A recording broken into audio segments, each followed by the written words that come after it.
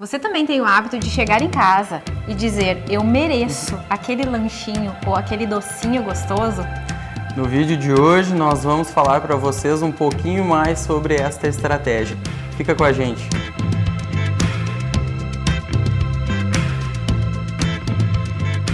Olá pessoal, tudo bem com vocês? Eu sou o Luiz Fernando e eu sou psicólogo. Eu sou a Nádia, nutricionista do Espaço Viver Bem da Unimed, e hoje vamos falar um pouco mais sobre recompensas na alimentação. Quem nunca chegou em casa cansado, estressado e pensou, eu mereço esse docinho? Ou então, me exercitei demais hoje e preciso comer a pizza, aquela tão famosa pizza. Mas, apesar de tão comuns essas recompensas, temos que pensar que sim, eu posso comer aquela pizza, ou aquele pastel, ou aquele bolinho, sem precisar utilizá-los como recompensa ou como formas de lidar com as minhas emoções. Muitas vezes nós olhamos a alimentação como recompensa e tratamos a comida como uma forma de presente, de troféu ou até mesmo como remédio para lidar com esses sentimentos. Assim como a Nádia falou, é bastante comum nós encontrarmos estratégias de recompensa na nossa rotina. Algumas delas, inclusive, passam naturalmente despercebidas. E o grande problema é quando nós tornamos isso como um padrão de conduta, um padrão de comportamento. Um dos motivadores desse vídeo de hoje é entender como isso acontece e também lançar como tarefa, como desafio, identificar quais são os pensamentos sabotadores, quais são as emoções que acompanham isso e aí que nos provoca então essa resposta à recompensa alimentar. O que acontece muitas vezes é entrarmos em um ciclo vicioso, por abrirmos sempre aquela exceção e aí que está o perigo. Não conseguimos mais voltar ao equilíbrio na alimentação.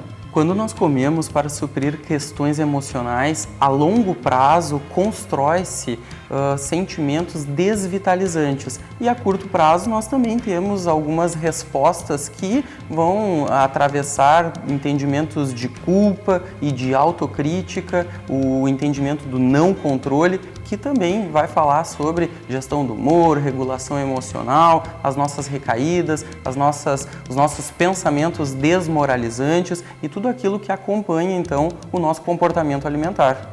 Até porque, geralmente, a ingestão é feita a partir de alimentos com alto teor de açúcar, de gordura, de sódio, e esses nutrientes muitas vezes contribuem para a compulsão alimentar, pois eles geram a liberação de hormônios que nos dão sensação de bem-estar e a busca fica inconstante pela sensação do prazer.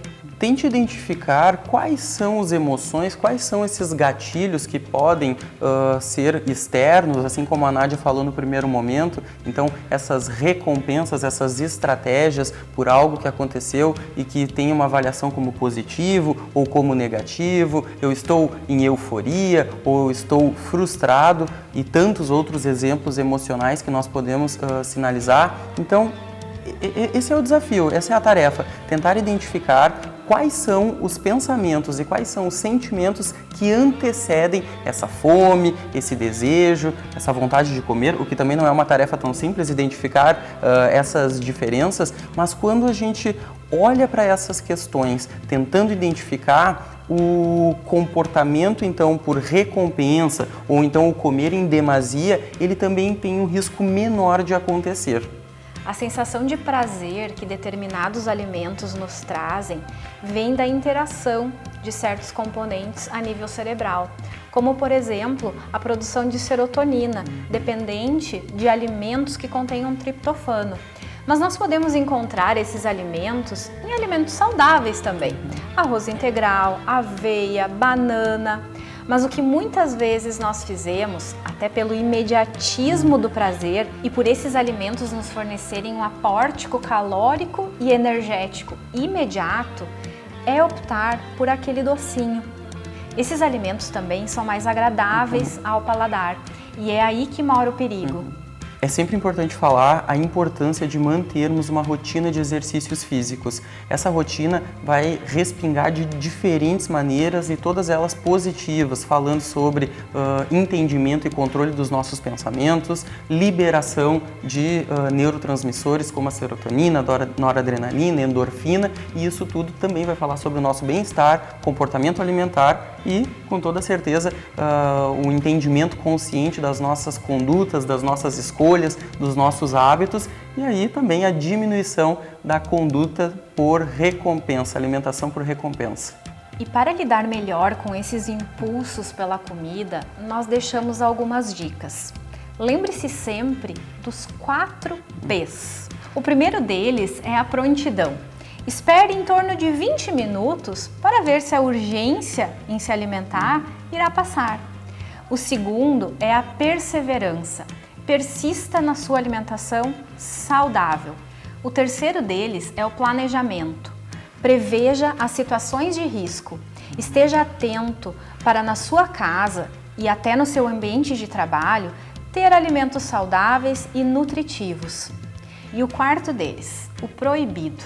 Não entre na busca pelo prazer proibido ou até mesmo cometer crimes do bem, como muitas vezes falamos, não é mesmo?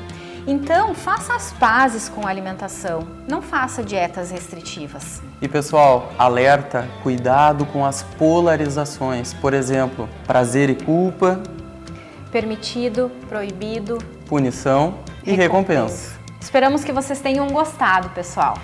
Um grande abraço e até mais!